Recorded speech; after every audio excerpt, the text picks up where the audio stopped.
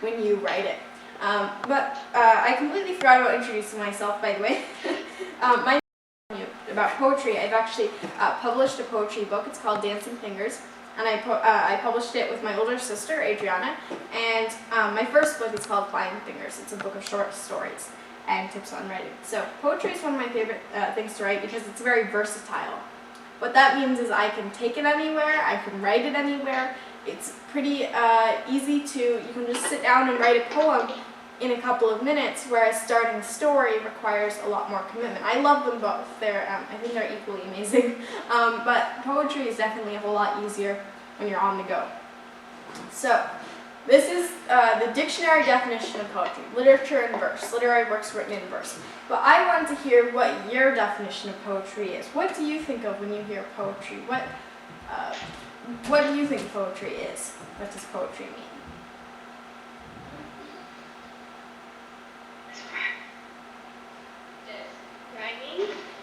It's writing, okay, so can we be more specific? Is there anything that sets poetry apart from, like, stories, for instance? To show passion in something? Yeah, a lot of times poetry can be really passionate about a subject. The writer might care a whole lot, but there are stories like that too. There are people have written stories that are very passionate about topics, but definitely in poetry you see the writer's voice sometimes coming out a little more than sometimes you do in stories. It really depends, but you do see a lot of self-expression. What are some other things that make poetry different from like stories or just regular writing? All of it rhymes. I'm sorry? All of it rhymes. A lot of it rhymes. Yes, although that's not all poems rhyme. In fact, a lot of very famous ones don't. A lot of people prefer to write free verse poetry, which is not within a structure and not having to necessarily rhyme. So for instance, my sister, who co-authored Dancing Fingers with me, all of her poems, they don't rhyme, or they might have a rhyme, but it would be like accidental. She doesn't try to rhyme words. And it ends up being, she writes really good poetry. And then my poems, I do try to rhyme words, and also, I don't know if you can see it, I'll zoom in a little bit. But when you look at poetry that's free verse versus poetry that's in a structure, then you'll see what it looks like. Sorry. That was terrible zoom while zoomed in. Well, this is an example. I'll step up to the camera here. So these are some poems of mine, and you can see what is in common. What do all these poems have in common here? It's dark. We can't see. Yeah, you don't have to see the words. You just look at kind of the structure. Is there anything in similar, like at the stanzas, like that part?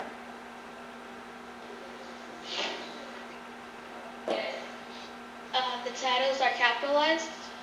The titles are capitalized, yeah, so I have titles on all of them. What else? What else do these have in common? If you look at like the way the words are arranged. Pictures match the stories. Okay, the pictures match the poems. Well, more specifically, if you look like at these, sorry, it's a little hard. These parts, like here, the way the words are arranged, these are stanzas. They're like kind of the poetical equivalent of paragraphs. So a stanza is kind of like the way that you break up a poem. If you have 3 stanzas in a poem, and a lot of times I'll have 4 lines in each stanza. So you can see that my poetry, I kind of structure it out, and I have titles and this kind of structure. And if you look then at my sister's poems, then they're like this. They're not really broken up into stanzas, and they don't have titles, they have numbers. So if you look at just the shape of the poetry, it's a whole lot different. So, and that's, my sister likes to write that kind of poetry, and I like to write this kind of poetry. So who's to say this isn't poetry, this is poetry, or this is poetry, this isn't poetry? It's really up to you to decide, what do I think is poetry? How am I going to write poetry?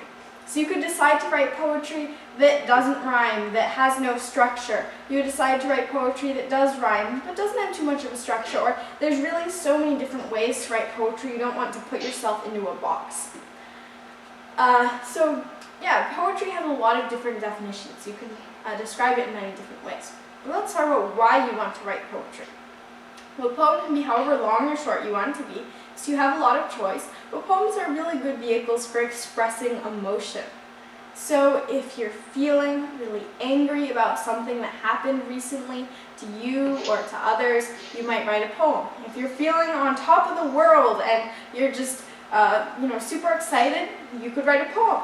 And so I've written lots of poems where I'm feeling in all of those different moods. And so if you look at Inside Flying Fingers, in my poetry book, then I have all these different categories. And a lot of my more sad ones that are sort of reflective are in a more serious part, reflections. And then I put all my funny ones that are kind of making fun of things, or that are making fun of myself in the ridiculous part. So poetry is a great way to express your emotion. Now raise your hand if you've ever been stuck trying to think of ideas. Have any of you ever been stuck trying to think of ideas? I see raised hands. Probably almost everyone has at some point or another been stuck when they're trying to think of ideas. I know I've written essays and I've just been like, oh, I don't know what I'm going to write next. So to help us think about topics for poetry, we're going to look at some possible inspirations. Everyday life, current events, and pictures. Inspirations. You can get lots of inspirations for poetry from the things you see around you. Trees, houses, coats, sidewalks, plastic containers, snowflakes on the ground. How would you write a poem inspired by a coat?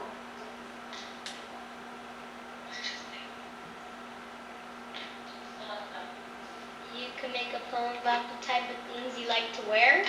You'd make a poem about the kinds of things you like to wear. Yeah, very good. You could make a poem saying, I love my pink blouse, and you could talk about your coat and your blouse and your pants or whatever, and why you like to wear it, maybe what kinds of memories you have. I remember wearing that jacket as I went down the roller coaster at Disneyland. I remember, and so you could kind of go into your memories on the different items of clothing. That's a really good one.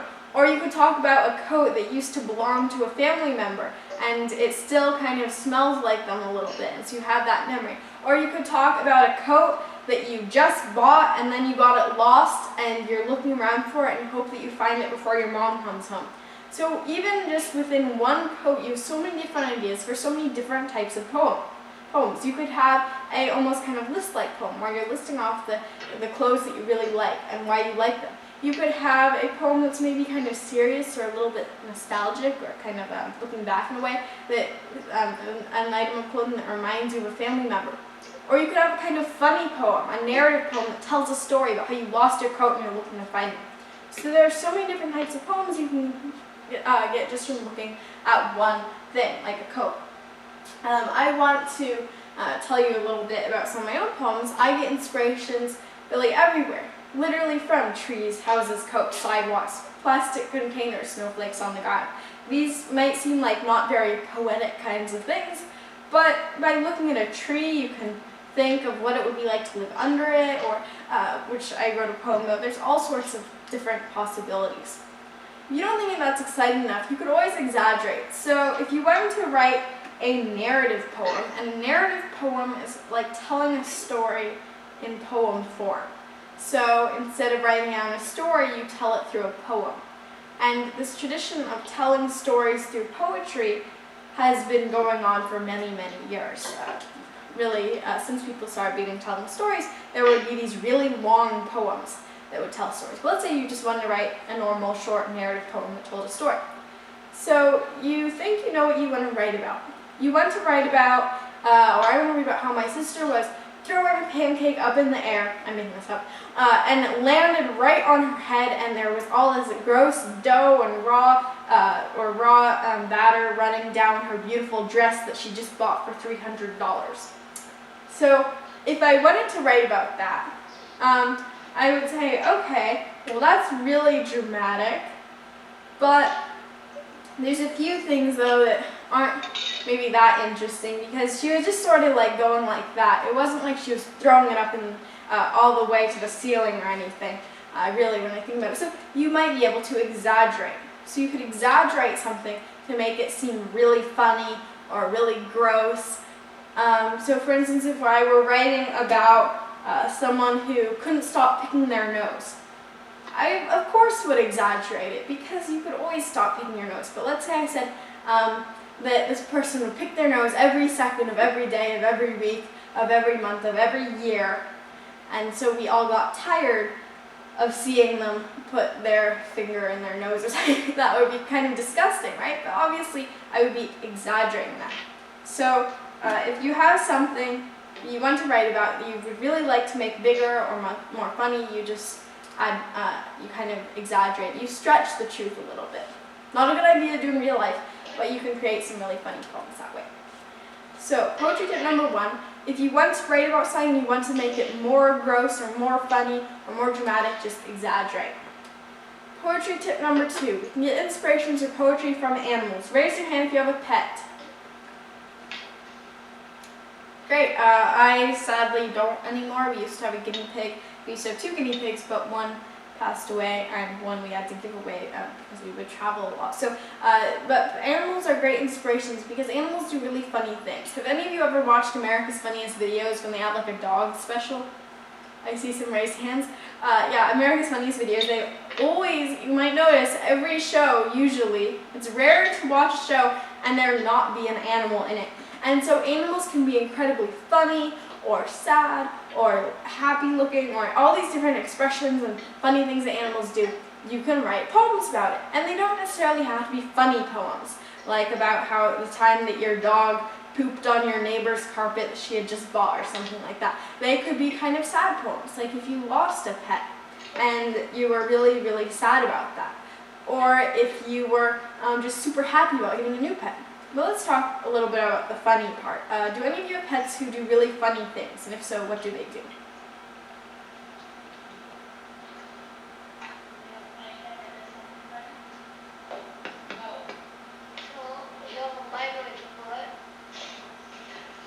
I'm sorry? He'll bite my foot. He'll bite your book, okay? So is it a dog, a cat? What kind of animal? My foot. My dog will bite my foot. Oh, your dog will bite your foot. Okay, your foot. Okay, so a dog that bites your foot. So you could write a poem about the marvelous foot-biting dog or something and kind of make it really exaggerated, like how your dog is magically attracted to your foot or something, and write about all the times he's done that. What are some other funny things that your pets do?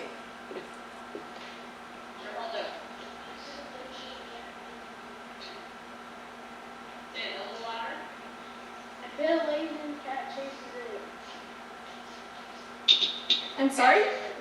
A laser. The cat chases a laser. Okay, so a cat chases a laser.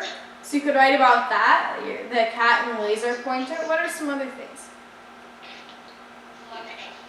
My dog will run into the screen door. Okay, dog running into the screen door. So what you want to do is think of all these images that come to your mind when I ask, what are funny things your animals do? Think about them and make a poem. And it's not that hard. You could just sit down and write up a few lines. They don't have to rhyme, they could rhyme. They could be free verse, they could be in stanzas. So for instance, I wrote this poem, Cow. I don't have a cow, I've never owned a cow, but this is what I thought about a cow might be like. For this little while back. So it goes, I have a most annoying cow who lazes in the sun. She torments every hen and sow and has a lot of fun. She gives no milk at all and moos away at night.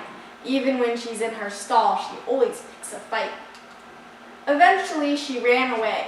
Freedom, her great allure. Away, away from her stall and hay. But she left a great deal of manure. Okay, so that's a poem about the cow. And so it gives us, this really persnickety cow who never gives any milk, who always picks a fight, runs away, and of course, as her leaving present, she leaves a nice big pile of manure or poop. So that was just a poem about cows. And so I had this kind of image of this really nasty cow, and you know how when you're like, how old are you guys? 10. 10, most of you are 10? Okay. Well, when you're like 6 and 7, maybe some of you still know, you're really obsessed with like gross stuff and poop and boogers. And so that's okay. You can write about that. And I did with this cow poem. It's a good idea not to make your poetry entirely about that. But there are lots of people who have reached great success by writing really funny poems about gross things. So it's perfectly legitimate. You can use animals as great inspirations in poetry. These inspirations from animals will probably never go away. Just because there's so many animals out there. If you finish writing about your cat, you can start writing about a lizard. If you finish writing about the lizard, you can start writing about the chimpanzee, and on and on and on.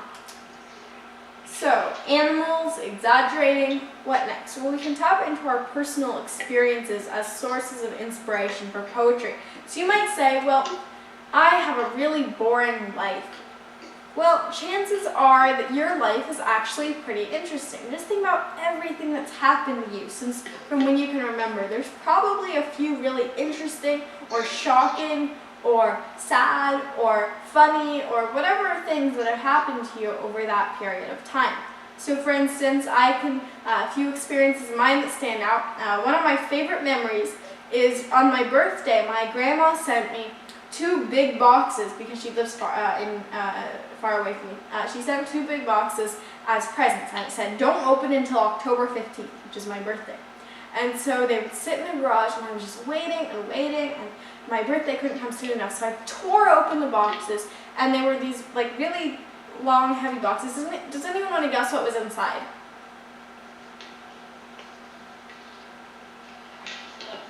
A poetry book? A poetry book? Not quite. That would have been a pretty nice present. But actually, what I pulled out was something like I'd never seen before. It was a 5-pound Hershey's chocolate bar. 5 pounds, like that, of solid chocolate. And she didn't just send one, and now I sound like an infomercial person, but she sent 2. So that was my kind of amazing experience. I think that might make a good poem because it's a kind of an interesting experience. Not everybody receives these 2 giant 5-pound chocolate bars for their birthday from their grandma. And so then I might even write a poem about trying to finish all the chocolate, or what we did. We made a lot of hot chocolate. We broke off pieces. It actually did get finished within a couple of years. And so that was a personal experience of mine. What are some of your personal experiences? What are interesting things that have happened to you that you could turn into a poem? How would you go about turning it into a poem? Yesterday when we went to Sacramento. Okay, you went to Sacramento. Great. And so what was interesting about going to Sacramento? Was you talking to me? Oh. The Gold Rush. The Gold Rush? Okay, great. So you went to Sacramento and you learned about the Gold Rush. So you could write this really good poem about like standing in the footprints of where miners walked before, and maybe kind of like feeling all the history in the air. That would make a really interesting, beautiful poem. So tap into your personal experiences as sources of inspiration for poetry. So like in my book, Dancing Fingers, I'm trying to find one of the poems that I wrote. Let's see here. Sorry. So Common Nonsense is my section on writing ridiculous poems. So let me find a short one. Okay, so for instance, this one, which is called Talk Show, and actually I wrote this a long time ago, and what was happening, within the space of a couple months, I actually went on a lot of TV shows, so I was really happy about that, and I wanted to write a poem about called Talk Show, and my mom was super interested on getting me on the Oprah show, and I didn't get to go on the show and meet her, which is something I really am sad about now that she's leaving, but they did show a video, so I was super interested in being a talk show host at the time, and so I wrote this poem called Talk Show. The lights are on, the floor is clean. Welcome to the never before seen. Focus on the couch right there as talk show host comes down the stair. A controversial Channel 4 chat about the star's boots, her stockings, her hat. Bring on set the newest guest, fingernails cut and nicely dressed. What's the newest diet book? Why don't we take an exclusive look? The cameras are rolling, the TV's live. Come on, talk and don't be shy.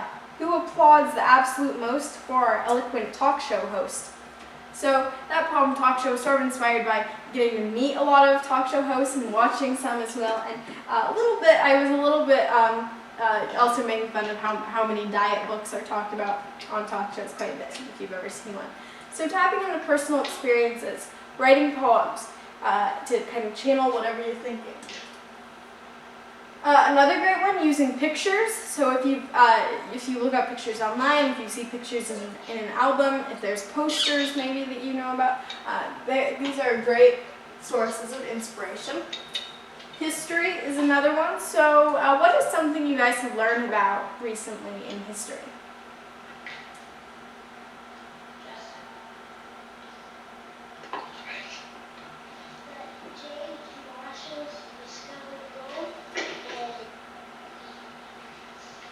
I'm sorry?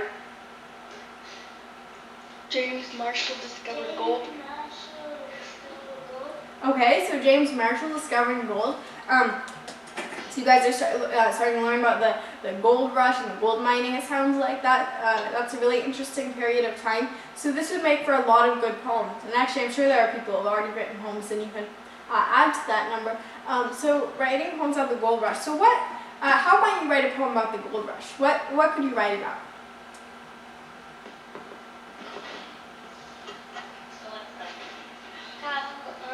He found gold at John Sutter's sawmill. Okay, so you could write about where he found gold, how he found it. So you could even write from the perspective of Marshall if you wanted. You could imagine that you're the person who found gold. Or you could kind of narrate, like a story almost, in poetic form, the process. Or another interesting poem is you could imagine that you were a stream or a mountain or something, and you were watching what was happening and the people gathering and wondering what was going to happen. So you could almost write it from the perspective of like the land. That would be kind of an interesting take on it. So yeah, there's really lots of different creative ideas, ways you could write about the gold rush. So now that we've talked about a few different places where you can get your inspirations from, where you get all these ideas, we're going to quickly talk about types of poetry. So there are many types of poems, lots more than I can cover in one session, but we're going to focus on haikus, sonnets, free verse, and limericks. Before you decide which to write, you should know about your choices. So haikus they're a really interesting form of poetry. They have 17 syllables in 3 unrhymed lines of 5, 7, and 5 syllables. So sometimes when you're writing a haiku, you might have to kind of clap out the words to see how many syllables they have. And the haiku is very strict structure, 17 syllables, and it's distributed in 5, 7, and 5. I'm forgetting. 5 syllables in the first line, 7 syllables in the second line, 5 syllables in the last line. So haikus, you see a lot of haikus that are about nature or a season. Basho was a famous haiku writer from Japan. There's a really good haiku about a frog even. So haikus can be written about many things, but because of how short they are, a lot of times they'll be used kind of zoom in on something specific or talk about something beautiful. So this is a haiku I wrote just to kind of show the syllable progression. A lone chirp, the bird, left behind in its own nest, welcoming the dawn. Sonnets. So sonnets are 14-line rhyming poems with set structure. Raise your hand if you've heard of William Shakespeare. Okay, so William Shakespeare was a super famous writer. He was from England, and he wrote a ton of these plays and poems. Have you ever heard of Romeo and Juliet? Yes. Okay, raise hands. So William Shakespeare wrote that, and a lot of other ones, Hamlet, and all of these different ones that you'll probably eventually read in school. And so he wrote, often within the play or just separately, sonnets, 14-line rhyming poems with set structure. So he was very famous for these. And a free verse poem does not have any fixed poetic meter, and it's usually unrhymed with lines of different lengths. So the American poet Walt Whitman wrote free verse. And free verse is essentially where you sit down and you write your poem, and you don't necessarily say, I'm going to have an A, B, B rhyme scheme, and I'm going to have stanzas of 4. You don't really sit down and say, I'm going to have all the structure. You just write pretty much whatever comes in your mind. If you have a rhyme, then you rhyme. You can decide to write a rhyming free verse. It really varies. Limericks are 5-line poems that are usually humorous, and the rhyme scheme is A, B, B, A. The English poet Edward Lear wrote limericks. I wrote one here to show the rhyme scheme. I thought that you would like the pie, for at least I had the will to try. But yes, the burnt crust is too hard, and the filling is just lard. At least I didn't make you die. So this is a limerick kind of apologizing for this burnt, lard-filled pie. And limericks are often used to write about funny situations or scenarios. So, reviewing, we can get inspirations from everyday life, current events, and pictures. We can exaggerate to make our poems more exciting. We can draw inspirations from animals, from people, from experiences, from history. So what we're going to do now is think of a topic to write a poem about. So what do you think we should write our poem about? We're going to write one together. Basketball.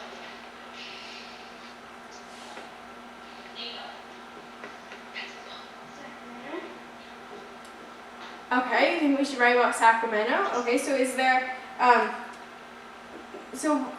let's get some more specific ideas. How would we write a poem about Sacramento?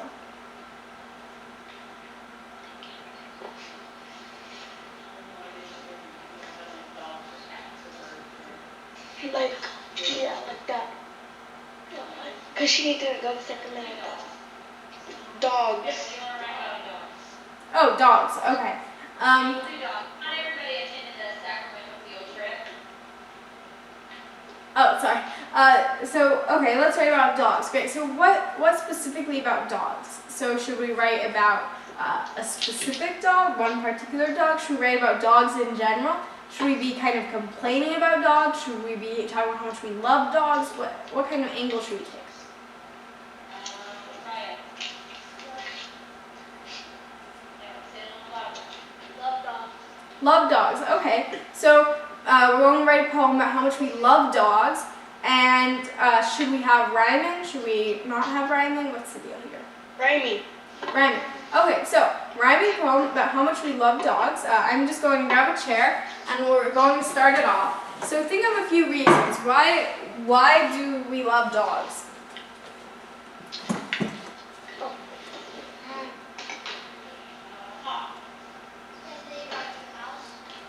Because they what?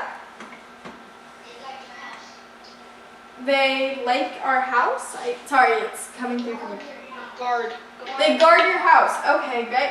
So why don't we start with that? I'm going to open up a Word document and we're going to, sorry, I just looked down. And we're going to start with a few of the things that make us really like dogs. So they guard our house, what else?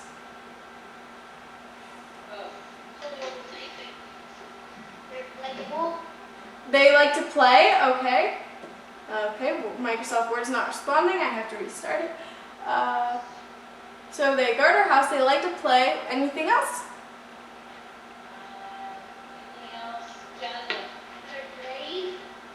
They're brave, okay.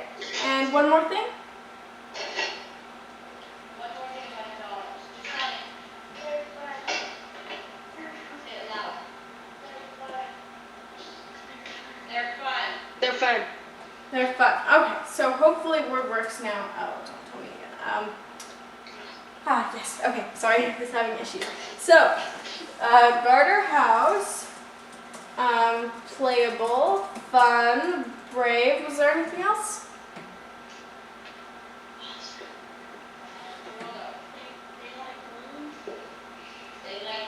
They like bones. Okay. Great. So, we're going to start with guarding our house. So, going to make this big so you can see it on the screen. My dog is fierce and brave indeed. Is there anything that rhymes with indeed or deed? You don't have to rhyme the whole thing, but just anything that rhymes with like indeed, deed, that part.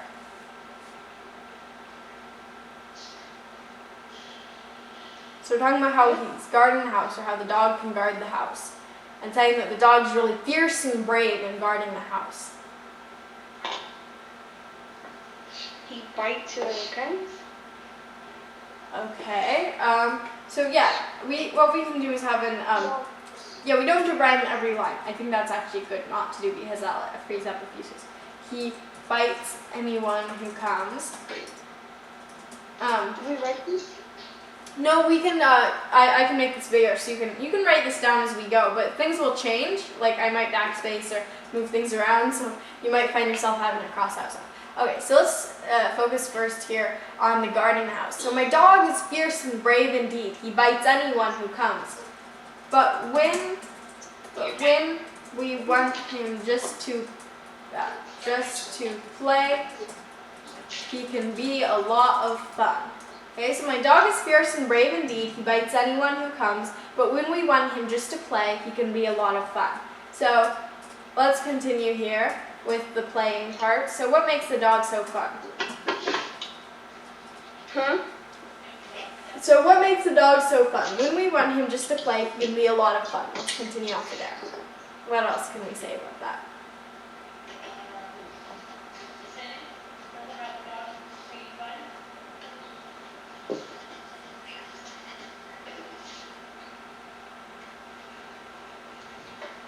So ideas, what should the next line be?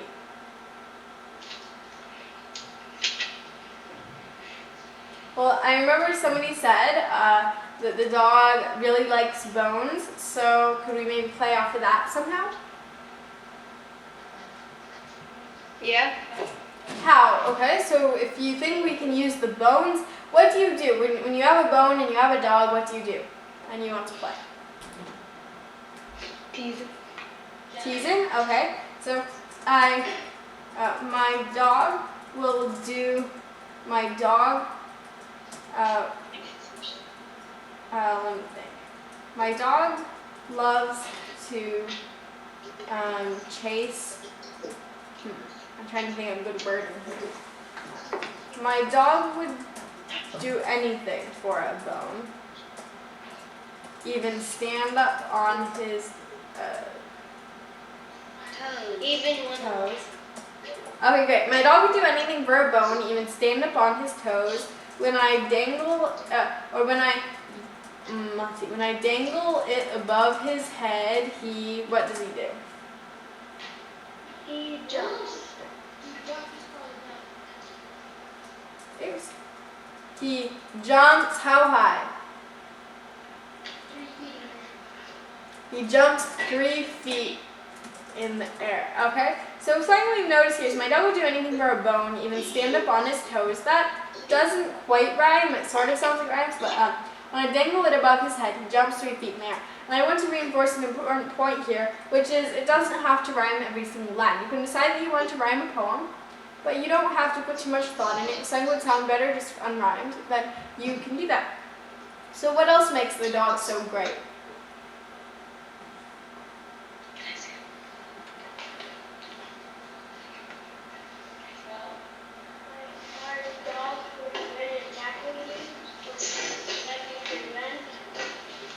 I'm sorry? My dog would run after you, run. Okay.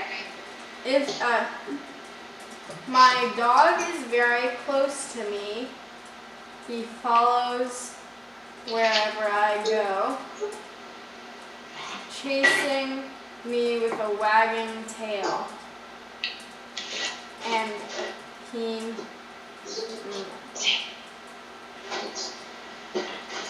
let's see. Hungry stomach and keen nose. Okay, so that also, here we describe something we didn't mention earlier, which is that dogs have very good sense of smell with the keen nose. Okay, and let's have one more thing. So what is the one last thing that we should say we love about dogs? Maybe we can end on a funny note. Any ideas? He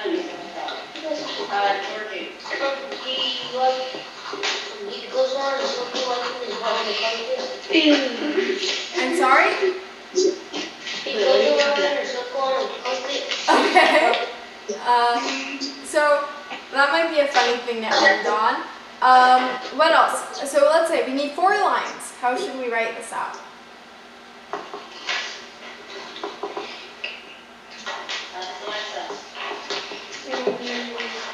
My dog will go in circles in his living room.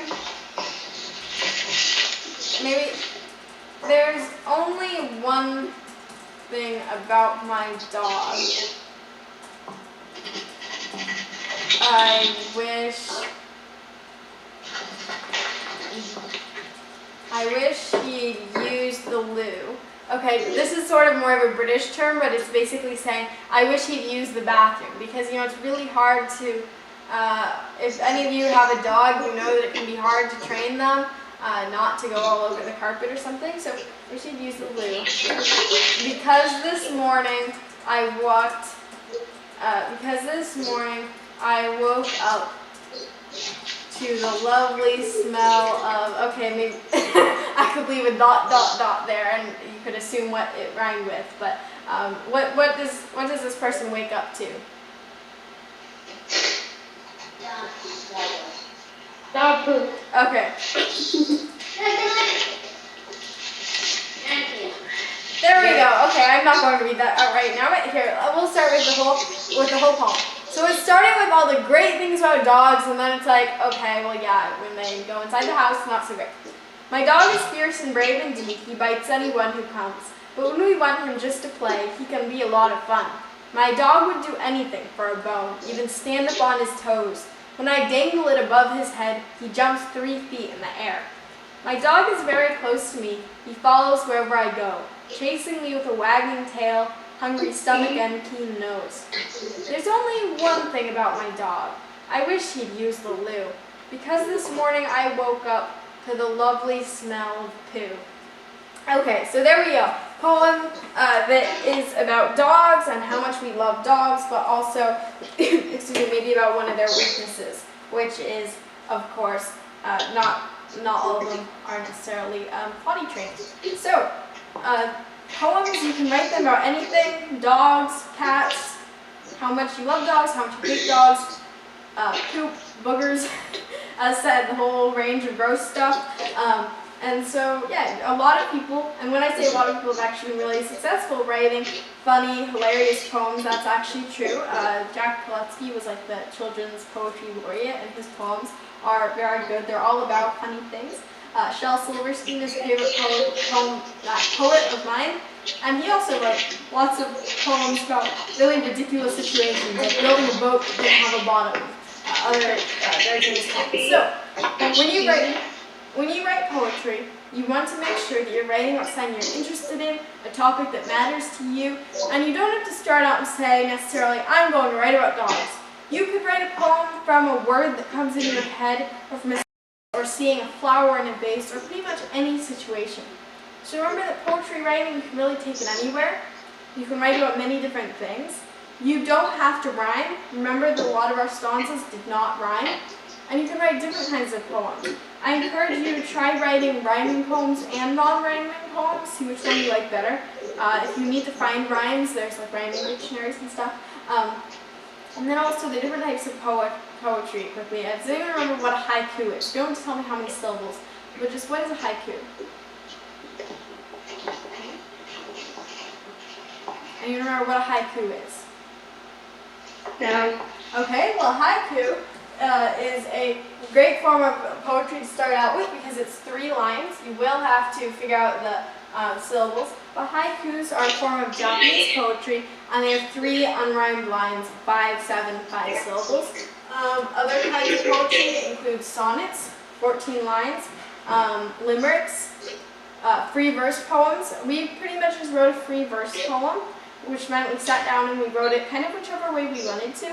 Free verse poems are really good because that way you don't have to say, I'm going to have this rhyme scheme and work towards that. But it's also good to explore all kinds of different poetry. Limericks, for instance, try writing a limerick, a haiku, a sonnet, in addition to free verse poetry. So once you get started writing poetry, it just comes really naturally. At first, you might say, oh, my poetry is really horrible. But my first poetry, it was pretty bad. I was like making all these ridiculous rhymes. So I would be saying something like, I love my sister, she loves me, which is, great and perfectly fine, but it was a little bit too much like a greeting card. I love my sister, she loves me. When she's sick, I bring her tea. When she's sad, I give her hugs. When she's curious, I show her bugs. Okay, so it was not like super bad, but I was making up the bugs rhyme totally just to rhyme with hugs. So, write things that you really feel, and I do love my sister, but that poem was maybe not the best thing to do. Write things that you feel. Write about what you know and what you don't know. Poetry can be a great way to learn about things and explore things. So, I hope that you enjoyed writing this poem, and remember that you can really write poetry about anything you want to, and however you want to. So, do you have any questions? How old were you when you started writing poems? I was probably, let me think, I probably wrote my first poem around 5, but I didn't really get into poetry until when I was 8, because my mom sort of bribed me. She was like, I'll bet you all the poetry books you want if you try writing, because I was really, call disconnected.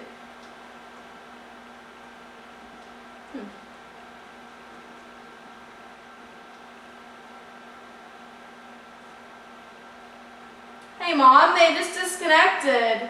It like totally disconnected.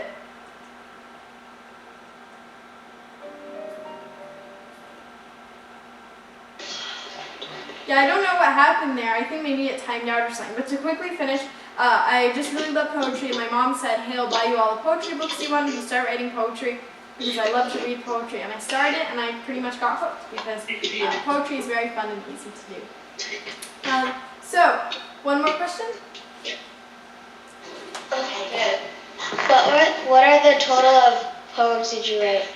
I have written over 200 poems, I think. I don't know of an exact number, but inside Dancing Fingers, there's probably 100, I'm thinking, and then also my sister's poetry.